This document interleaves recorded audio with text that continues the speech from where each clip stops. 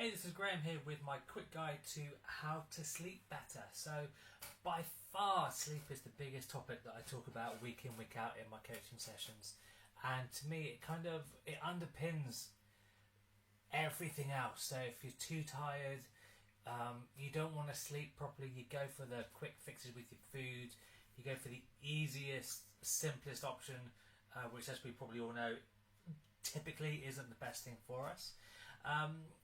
And also our bodies don't recover as well. So actually getting a good night's sleep where you consistently are asleep, ideally between like 10 and 6 really, has so many knock-on effects to the rest of your life, the rest of your health and well-being. So we're going to take a few minutes today, just going to run you through some simple techniques and hacks that you can use.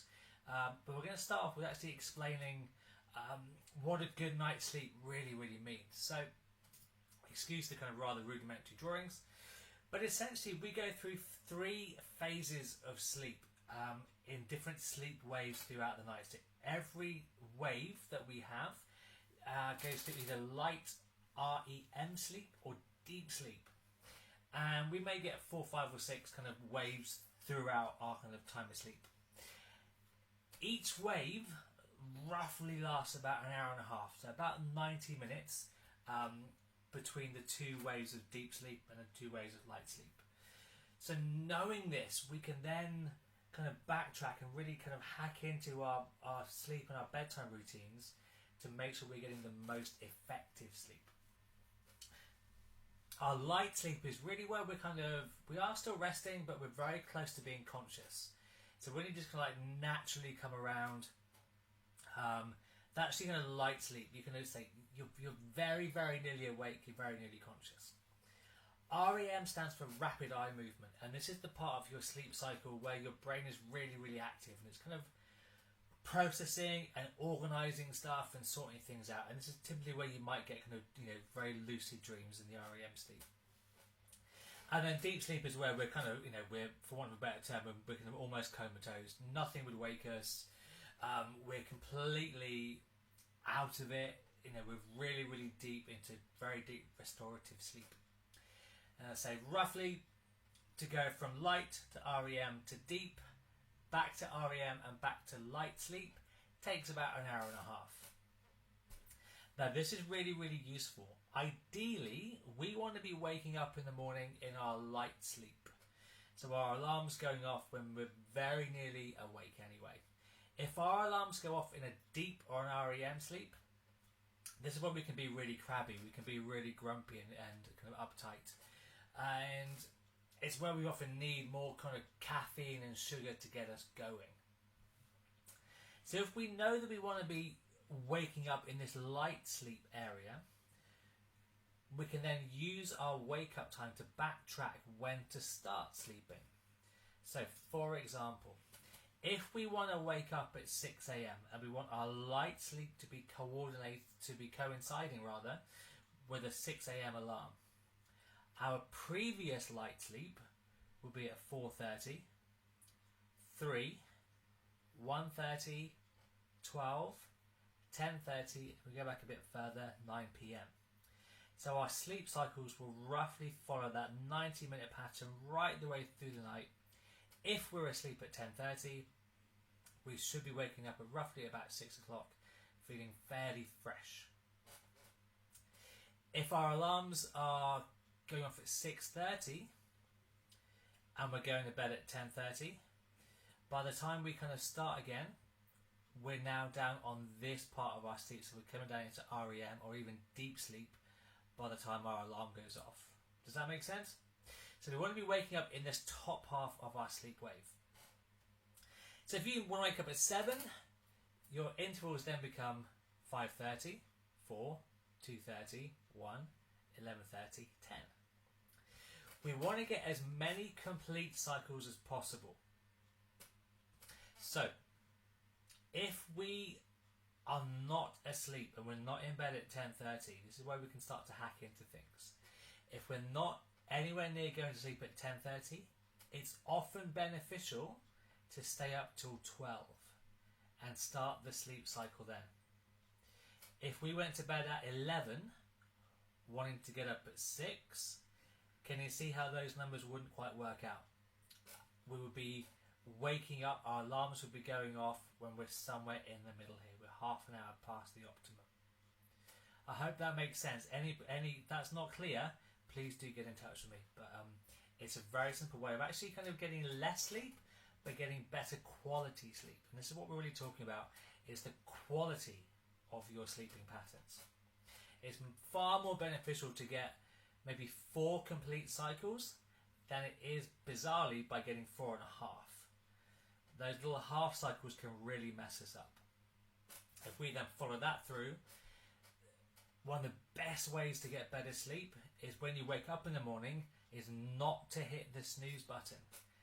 If you hit the snooze button, you're going to be starting another sleep cycle. Now that's fine if you have another hour and a half to sleep. If you've got maybe 10, 20 minutes, you're going to make things a lot worse for yourself. Once your alarm goes off, it will really help you if you just get out of bed straight away. So this is an ideal sleep pattern. 90-minute intervals going through light sleep, REM sleep and deep sleep, waking up on a complete cycle. That's our ideal. The more complete cycles you get, the better you will feel in the morning. And we need at least 4 of these hour-and-a-half intervals to survive and to function. So how are we going to get more of this? Well, to get really effective, good quality sleep, we need a chemical or a hormone or neurotransmitter called melatonin.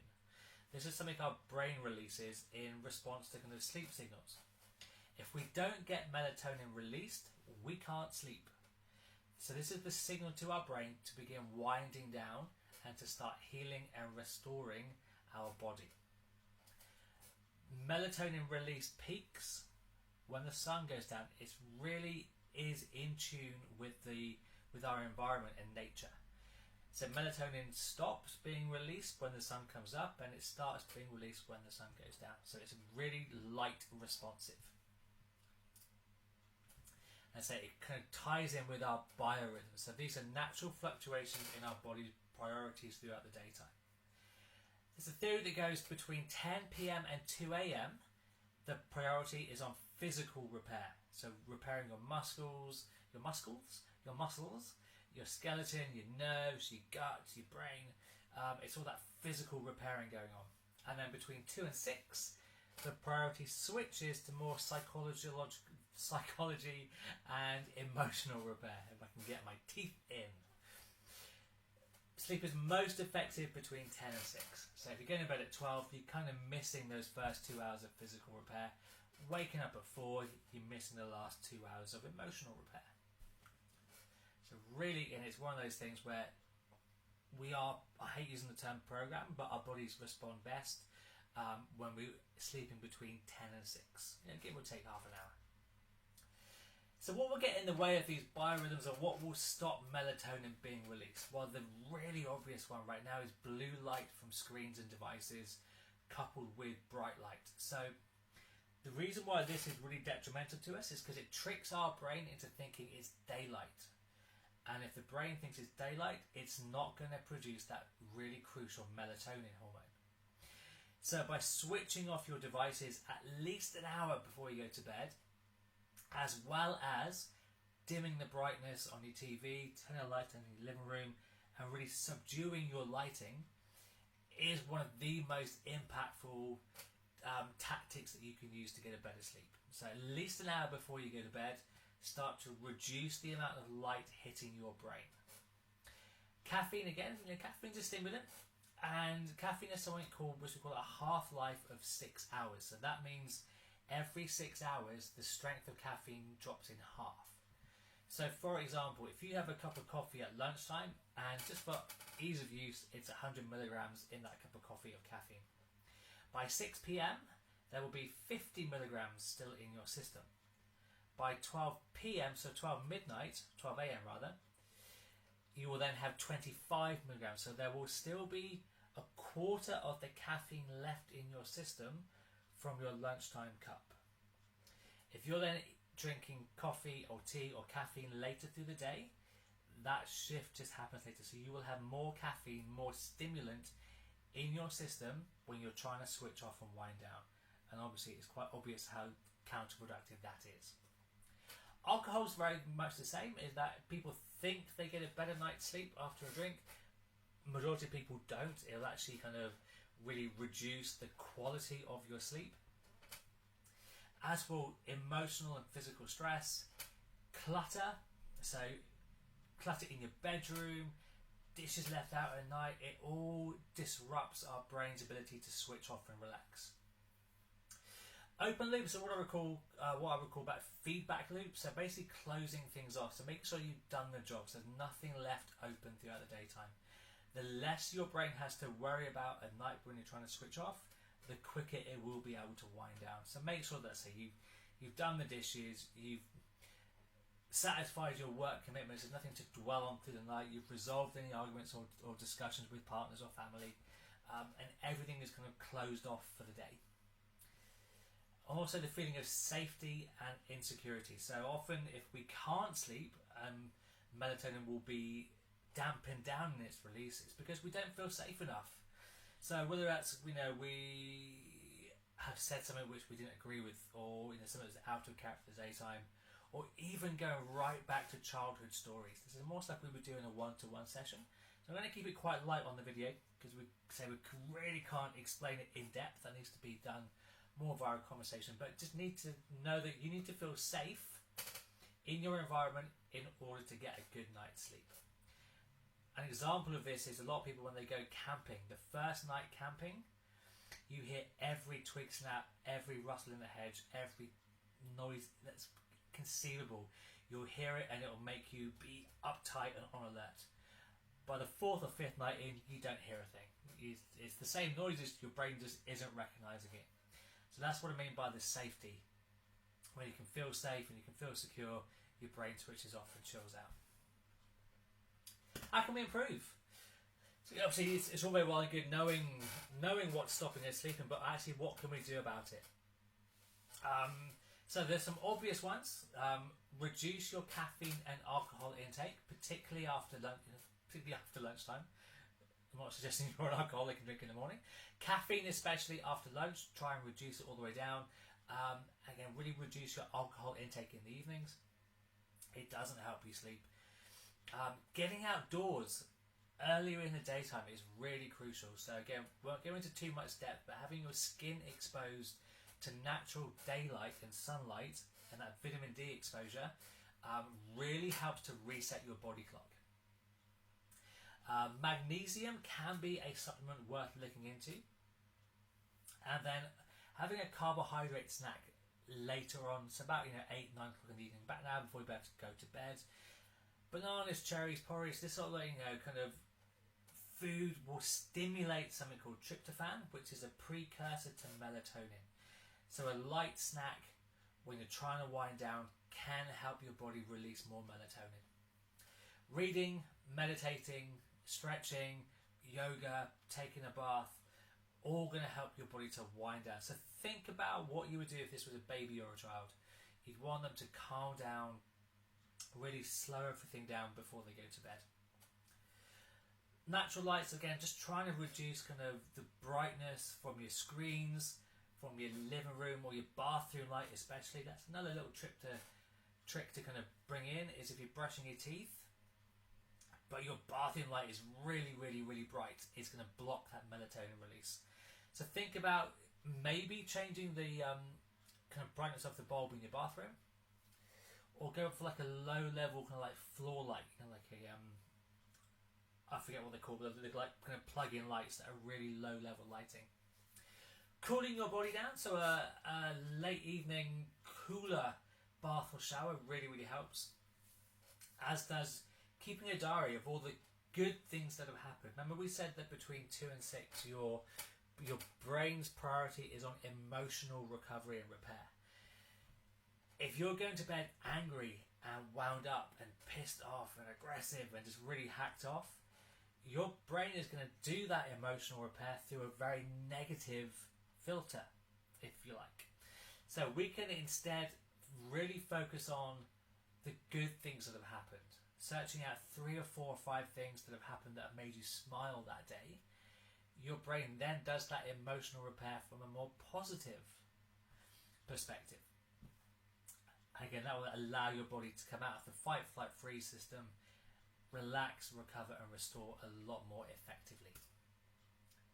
We can drop off quicker by diaphragm breathing, so breathing right into your belly. Now I'll do a separate video for this, but breathing deep enough that your belly is moving when you're inhaling and exhaling. So when you're taking a breath in, your belly should be pushing out to get full extension through your diaphragm.